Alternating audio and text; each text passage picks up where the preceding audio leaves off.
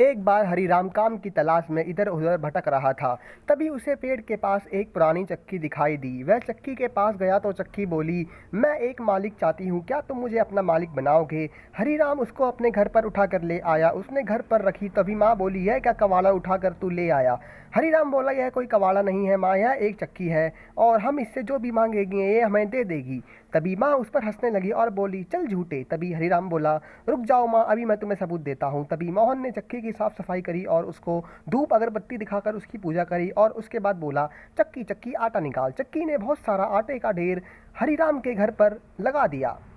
आटे के ढेर को देखकर हरीराम खुश हो गया और हरीराम की माँ के पैरों के नीचे से ज़मीन खिसक गई। माँ खुशी के मारे झूम उठी। हरीराम ने फिर सारे आटे को बोरियों में भर लिया और उसे गाड़ी पर लाद कर बाजार में बेचकर आ गया। उससे हरीराम को बहुत सारे पैसे मिल गए।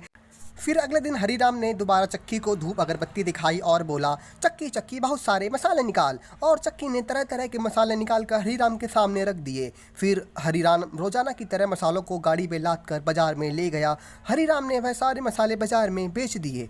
रोजाना इसी तरह चलता आ रहा था। हरीराम अब बहुत ही अमीर आदमी बन चुका था। उसके पास अपना खुद का घर था और गाड़ी थी और उसके पास 2 कुत्ते भी थे जो कि उसके घर की रखवाली करते थे। वहीं पर उसका पड़ोसी भी था। पड़ोसी हरीराम को देखकर चौंक रहा था कि उसके पास इतना सारा पैसा कहाँ से आ रहा है।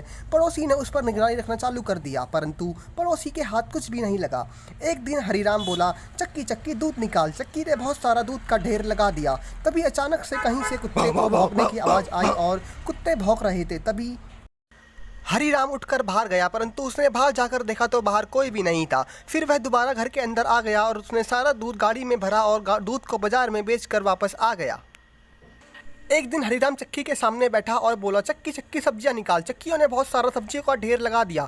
तभी खिड़की के बाहर उसका पड़ोसी यह सब देख रहा था। वह समझ गया कि यह सारा माजरा इस जादुई चक्की का है। फिर हरीराम सब्जियों को भरकर बोरियों में बाजार में चल पड़ा। तभी उसका पड़ोसी पीछे से आया और उस जादुई चक्की को लेकर भाग गया। जब से वह पड़ोसी उस चक्की को लेकर भागा है, तब से उस पड़ोसी का कुछ पता नहीं चल पाया है और ना ही उस चक्की का। वीडियो अच्छी लगी हो तो लाइक और सब्सक्राइब करना ना भूलें।